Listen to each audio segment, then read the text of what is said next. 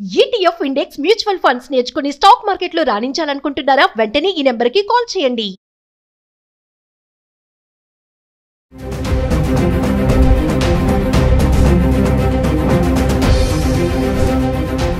Hi hello నమస్తే, welcome back to Suman TV. ప్రస్తుతం మనతో పాటు ఉన్నారు certified astro business coach Javeria గారు.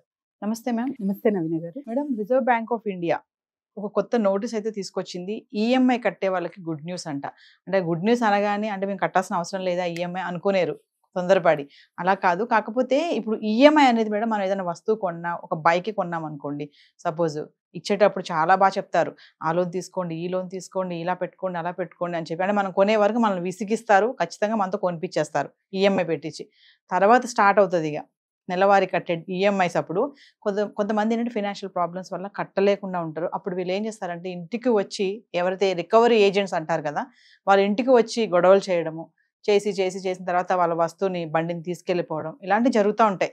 మరి ఆర్బీఐ తీసుకొచ్చినటువంటి కొత్త రూల్స్ ఏంటి? ఈఎంఐ కట్టని వాళ్ళ గుడ్ న్యూస్ అంటే ఏంటో ఒకసారి. సో ఈఎంఐస్ గోలా అండ్ తర్వాత వచ్చేసి రికవరీ ఏజెంట్స్. ఇక్కడ బలంగా చెప్పుకోవాల్సింది recovery agents through. Recovery agents తప్ప అంటే కాదు. సో మేనేజ్మెంట్ వాళ్ళ త్రూ చేయిస్తుంది. ఇది ఎంతవరకు కరెక్ట్ అనేది కూడా చాలా వరకు ఆలోచించాలి.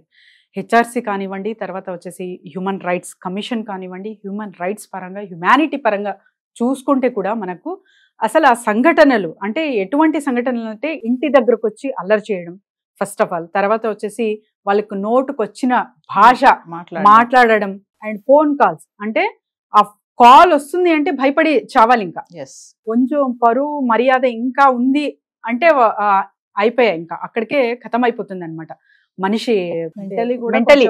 సో చాలా చాలా డిప్రెస్ అయిపోతారు అండ్ చాలా మంది సూసైడ్స్ కూడా చేసుకున్నారు.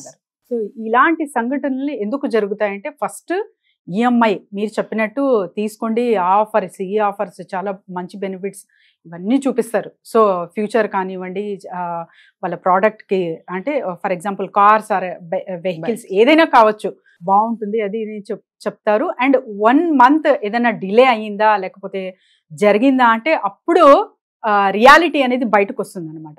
సో ఫస్ట్ తీసుకుంటున్నప్పుడు ఇతను కట్టగలడా లేదా అన్నది ఆ విషయం పక్కన పెట్టి, సో మీరు ఎంతవరకు టార్గెట్స్ ఇచ్చి మీ ఎంప్లాయీస్కి సో సేల్ చేసేయాలి అన్న ప్రెషర్ ఎప్పుడైతే పెడతారో ఇప్పుడు దీనికి ఒక కరెక్ట్ సమాధానం వచ్చింది అని అనుకోవచ్చు ఆర్బీఐ నుంచి. ఎందుకంటే ఫస్ట్ ఎంప్లాయీస్కి ప్రెషర్, సో ఈ నెల టార్గెట్స్ ఇన్ని వెహికల్స్ అమ్మబడాలి.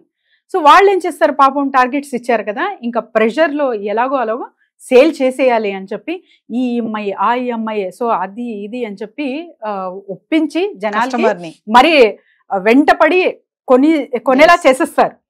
అంతవరకు బాగుంటుంది. ఈఎంఐ కట్టే అతను. సో ఇక్కడ కస్టమర్ గురించి మాట్లాడదాం. కస్టమర్ ఇస్ ఏ గాడ్ అని చెప్పి ఇచ్చే అంటే వస్తువు కొనే వరకే కాదు ఎప్పటికీ అన్న తీర్పు ఇప్పుడు కరెక్ట్ మీనింగ్ వచ్చింది అనుకోవచ్చు ఆర్బీఐ నుంచి నవీన గారు. ఎందుకంటే జస్ట్ రికవరీ ఏజెంట్స్ త్రూ ఒక బిహేవియర్ ఎంత ప్రభావితం చేస్తుందంటే పరువు నష్టం దావా అని చాలా మంది వేస్తూ ఉంటారు బిఏపీస్, కానీ సామాన్యులకు ఉండదా? వాళ్ళు అసలు అంతవరకు ఎక్కడ వెళ్తారు మేడం? ఇంకా మీరు అన్నట్టుగా సూసైడ్స్ వరకు వెళ్తారు తప్ప కిందకే కానీ పైకి వెళ్ళే ఛాన్సెస్ వాళ్ళకు ఉండవు. అంటే పరువు పోతుంది. ఒక రికవరీ ఏజెంట్ ఇంటికి వచ్చి తలుపులు కొట్టి బయట నిలబడి అరిచాడు అంటే కొంతమంది ఉన్నారు ర్యాష్ గా మాట్లాడతారు, నువ్వు అంత స్తోమత లేనివాడు ఎందుకు తీసుకున్నావు అని కూడా. ఇచ్చినప్పుడు బాగా మాట్లాడిన వ్యక్తి ఆ టైం అలా మాట్లాడే ఛాన్సెస్ కూడా చాలానే ఉన్నాయి. రివర్స్ అయిపోతారు. సో నువ్వు ఎందుకు ఇచ్చావు? అలాంటప్పుడు తను కడతాడా కట్టలేనా అని తెలియనప్పుడు నువ్వు అసలు ఎందుకు ఇచ్చావు? సో ఈ క్వశ్చన్ ఇప్పుడు ఆర్బీఐ వేస్తుంది. ఇప్పుడు కరెక్ట్ ఫార్మేషన్ అనేది జరుగుతుంది. కాకపోతే ఎవరైతే ఈఎంఐస్ లో కొంటున్నారో వీళ్ళది కూడా కొంచెం కొద్దో గొప్ప బాధ్యత ఖచ్చితంగా ఉంటుంది. నవీన గారు, మనకు బడ్జెట్ ప్లానింగ్ అనేది చాలా చాలా ఇంపార్టెంట్. మనం ఏం కొనొచ్చు ఏం కొనకూడదు, అసలు మనం కేటాయించగలమా, ఈఎంఐ కట్టగలమా అనే అవగాహన కస్టమర్కి ఖచ్చితంగా ఉండాలి.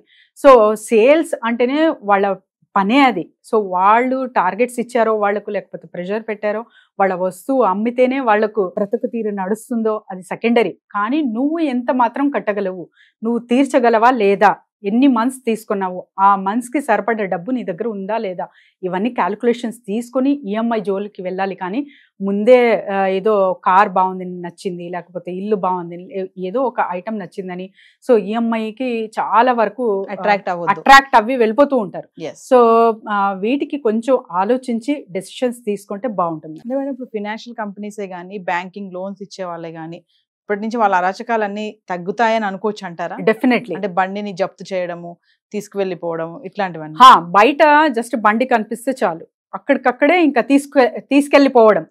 సో అసలు ఒక మానసికంగా ఎంత ప్రభావం చేస్తుంది మనిషి మీద అనేది కూడా ఇంపార్టెంట్ కదా, అదంతా మర్చిపోయారనమాట. మారల్స్, వాల్యూస్, ఎథిక్స్, హ్యుమానిటీ అంతా పోయింది. కానీ ఇప్పుడు మళ్ళీ ఈ ఆర్బీఐ రూల్స్ ప్రకారంగా మళ్ళీ వస్తుంది అని నమ్ముదాము. అండ్ తర్వాత గట్టిగా అంటే ఇలాంటి వీడియోస్ ఇంకా వెళ్ళాలి, చాలా మందికి ఇంకా చేరాలి అండ్ ఈ అవగాహన రావాలి. ఎవరైతే ఈఎంఐస్ తీసుకుంటున్నారో డైరెక్ట్గా ఆర్బీఐ వచ్చిన రూల్స్ మీరు ఇంటర్నెట్లో తీసుకొని వాళ్ళకి చూపించి మరీ కొనండి. అప్పుడు గనక ఇలా రికవరీ ఏజెంట్స్ త్రూ ఈ బిహేవియర్ అనేది సరిపడుతుంది. ఇంకా మేడం మామూలుగా చూసుకుంటే మనకి ఈఎంఐ అనేది ఎక్కువగా మిడిల్ క్లాస్ వాళ్ళు చాలా మంది చేస్తూ ఉంటారు. అంటే మీరు అన్నట్టుగా ఇందాక చెప్పారు, వస్తువులు అట్రాక్ట్ అయిపోతారు.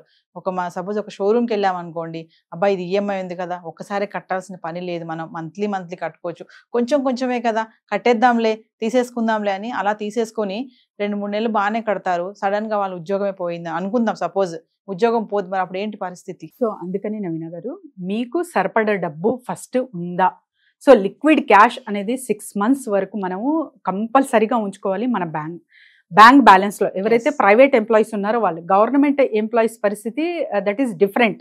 సో వాళ్ళకు 2 or 3 months ఉన్న చాలు. కానీ ప్రైవేట్ కంపెనీస్ లో మీరు వర్క్ చేస్తుంటే అప్ టు 6 months వరకు కూడా లిక్విడ్ క్యాష్ అనేది మీ అకౌంట్స్ లో ఉండాలి.